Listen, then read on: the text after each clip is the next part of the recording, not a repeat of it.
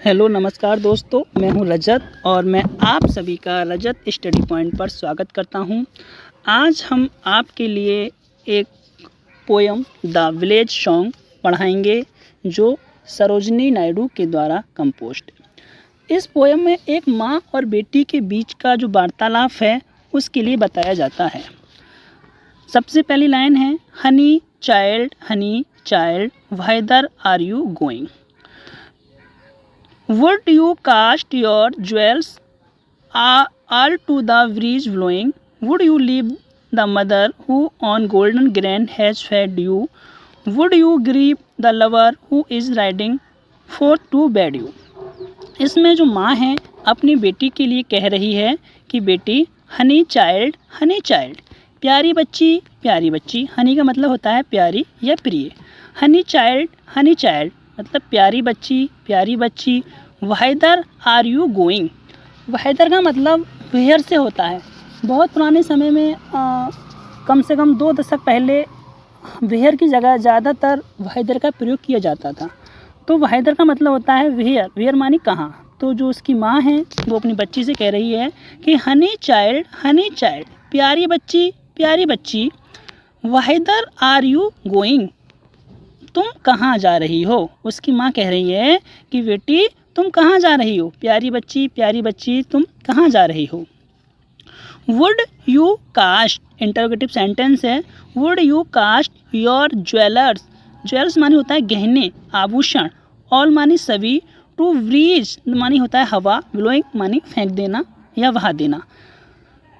बच्ची की शादी होने वाली है और उसकी माँ उसके लिए रोक रही है और बेटी जो है वो शादी करना नहीं चाह रही है, वो एक प्राकृतिक जीवन की ओर जा रही है।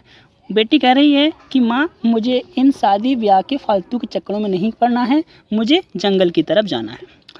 तो वुड यू कास्ट मानी फेंक दोगी या उतार दोगी, योर मानी अपने, ज्वेल्स ऑल सभी आभूषणों को, टू द ब्रीज ब्लोइंग तो उसकी माँ कह रही है प्यारी बच्ची तुम कहाँ जा रही हो? वुड यू कास्ट क्या तुम फेंक दोगी, योर ज्वेल्स अपने सभी आभूषणों को, टू ब्रीज ब्लोइंग बहती हुई हवा में, बहती हुई ब्यार में, क्या तुम अपने सभी आभूषणों को बहती हुई हवा में फेंक दोगी? वुड फिर कह रही है अगली लाइन में उसकी माँ, वुड यू लीव मानी होता है छोड़ना, क्या तुम छोड़ दोगी, द मदर मानी अपनी माँ को, हु मानी जिसने, on golden grand has fed you, fed मानी होता है पालन पोषण करना, खिलाया पिलाया है, क्या तुम अपने उस माँ के लिए भी छोड़ दोगी जिसने तुम्हें, golden grand has fed you जिसने तुम्हें मतलब अनाज दाने मतलब इतने मतलब लालन पालन से आपका पोषण किया है, आपके लिए पाला है, आपके लिए एक सुनहरे दानों से पाला है, मतलब एक बहुत ही प्यार से पाला है, क्या तुम अपनी उस माँ के लिए भी छोड़ दोगी जिसने आपके लिए बहुत ही प्यार से पाला है, आपका पालन पोषण किया है? वुड यू ग्रीव, वुड मानी क्या, यू मानी तुम, ग्रीव मानी दुख दोगी, क्या तुम दुख दोगी, द लवर मानी होता है प्रेमी, और यहाँ पर जो लवर का मतलब है वो दूल्हा से लिया गया है क्योंकि उसकी शादी होने वाली है और उसका दूल्हा जो है उससे शादी करने के लिए आ रहा है, तो उसके लिए कहा गया है। Would you grieve the lover who is riding for to bed मानी होता है शादी करना, विवाह करना, यू मानी तुमसे, क्या तुम अपने उस दूल्हा के लिए भी दुख दोगी जो घुड़सवारी करके या घोड़े पर बैठकर आपसे शादी करने आ रहा है? ठीक है, जब उसको पता पड़ेगा कि भाई मैं शादी करने जा रहा हूँ, मेरी पत्नी है वो मुझे छोड़ के चली गई है या प्राकृतिक जीवन की ओर चली गई है, तो उसके लिए बहुत दुख होगा। तो वो कहना चाह रही है उसकी माँ, क्या तुम अपने उस दूल्हा के लिए भी दुख दोगी जो घोड़े पर बैठकर घुड़सवारी करके तुमसे ब्याह करने आ रहा है? तो ये एक स्टैंजा ख़त्म होता है, पुनः दोबारा से बता देते हैं एक लाइन में। माँ अपनी बेटी से कह रही है कि प्यारी बच्ची तुम कहाँ जा रही हो? Would you cast your jewels all to the breeze blowing, क्या तुम अपने इन सभी आभूषणों के लिए भी हवा में फेंक दोगी? भाई जब शादी नहीं करोगी तो अपने ये सभी आभूषण हैं इनके लिए उतार कर हवा में फेंक दोगी। Would you leave the mother, क्या अपनी माँ के लिए भी तुम छोड़ दोगी जिसने तुम्हें बहुत ही प्यार से पाला पोषा है, बड़ा किया है? वुड यू ग्रीव, क्या तुम दुख दोगी द लवर, अपने दूल्हा के लिए जो घोड़े पर बैठकर आपसे शादी करने के लिए आ रहा है? तो इस वाली स्टैंजा में पंक्तियों में जो है माँ है अपनी बेटी के लिए कह रही है। अब बेटी सुन रही है। अब क्या, अब बेटी कहेगी, माँ सुनेगी। वो कहता है, अब बेटी कह रही है, मदर माइन, मेरी माँ, to the wild forest I am going. To the wild, wild मानी होता है जंगली, फॉरेस्ट मानी वनों में, आई एम गोइंग मेरी माँ, मैं जंगली वनों में जा रही हूँ, या मैं घने जंगलों की ओर जा रही हूँ।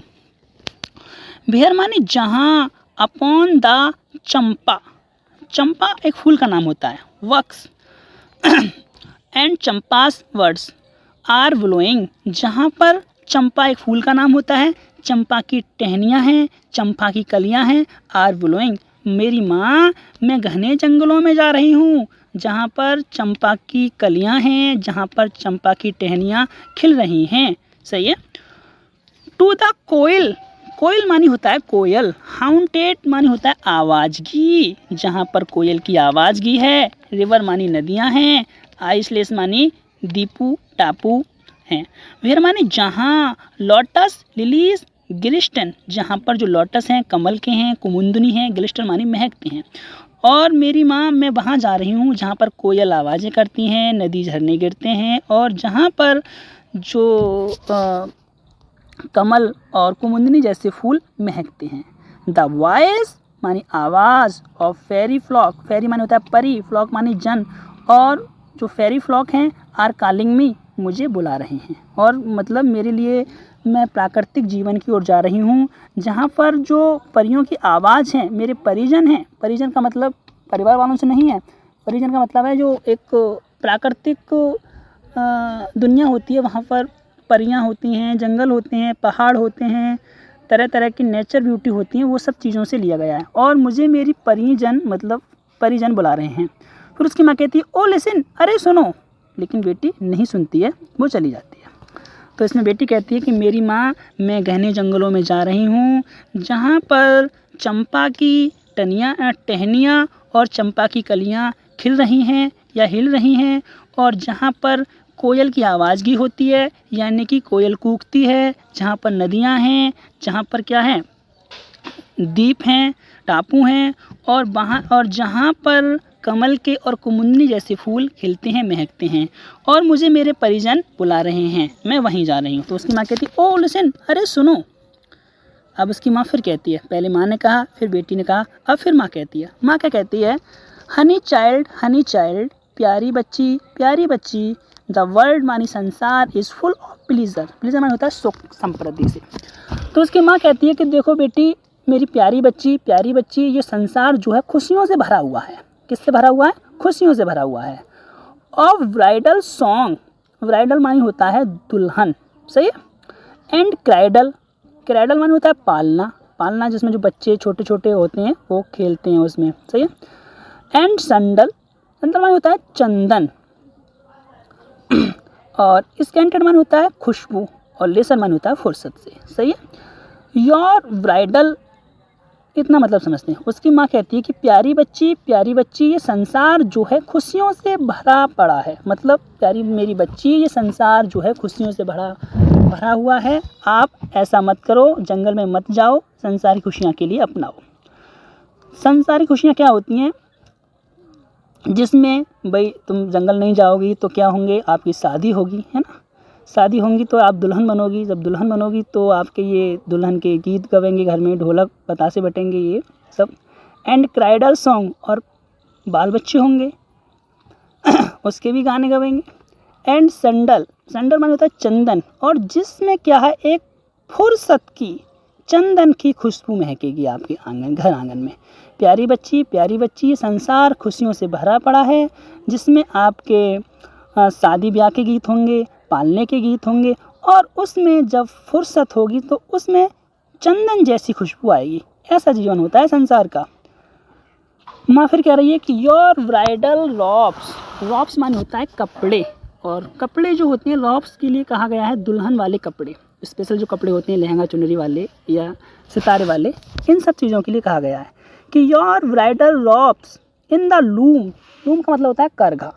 अब करघा का मतलब होता है एक विशेष स्थान जहाँ पर दुल्हन के कपड़े सिले जाते हैं या जहाँ पर कुछ स्पेशल ही कपड़े सिले जाते हैं। Your bridal robes in the looms, तुम्हारे जो शादी के कपड़े हैं वो तुम्हारे जो शादी के कपड़े करघा पर पड़े हैं। सिल्वर मानी चांदी एंड सैफरन केसरिया ग्लोइंग मानी लगे हुए।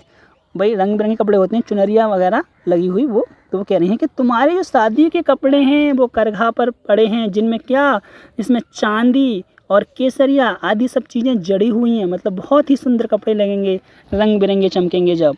योर ब्राइडल केक्स, तुम्हारी ब्राइडल मानी होता है वही दुल्हन, केक्स मानी मिठाई, आर ऑन द हल्ट, हल्ट माने होता है भट्टी या बोलेंगे चूल्हे पर। अभी जो तुम्हारी शादी की मिठाइयाँ बन रही हैं, लड्डू बन रहे हैं, इमरती बन रही हैं, वो भी कहाँ हैं, भट्टी पर ही हैं। ओ हैदर आर यू गोइंग, और तुम कहाँ जा रही हो बताओ। भाई सब तैयारियाँ हो गई हैं आपकी शादी की, बताओ दूल्हा आने वाला है तुम्हारा है और तुम कहाँ जा रही हो बताओ। तुम्हारे कपड़े कहाँ हैं, करघा पर रखे हुए हैं, इनमें चांदी की और केसरी रंग की महक आ रही है, बताओ वो भी तैयार हैं। और तुम्हारा जो शादी का केक है मतलब मिठाइयाँ हैं वो भट्टी पे रखी हुई है ना। और बताओ तुम कहाँ जा रही हो बताओ। शादी ब्याह कर लो, अच्छी बात है, सांसारिक दुनिया में रहो, कुछ नहीं है बाबा जी बन के। द ब्राइडल सॉन्ग्स, अब बेटी जवाब दे रही है, वो क्या कह रही है कि the bridal songs and cradle songs have cadence मानी ताल ऑफ सॉरो। बेटी कहती है कि मेरी माँ, जो शादी के गीत होते हैं और जो पालने के गीत होते हैं उनमें दुखों का ताल होता है। ये सब थोड़े दिन ही अच्छी लगती हैं, प्यार मोहब्बत सब कुछ थोड़े दिन अच्छा लगता है, उसके बाद सब क्या होते हैं, दुख में बदल जाते हैं। लेकिन जो प्राकृतिक प्रेम होता है, जो नेचर ब्यूटी होता है, जो नेचुरल लव होता है, वो हमेशा हमेशा रहता है। और जितना ज़्यादा बढ़ते हैं उसमें उतना ही ज़्यादा आनंद की अनुभूति होती है।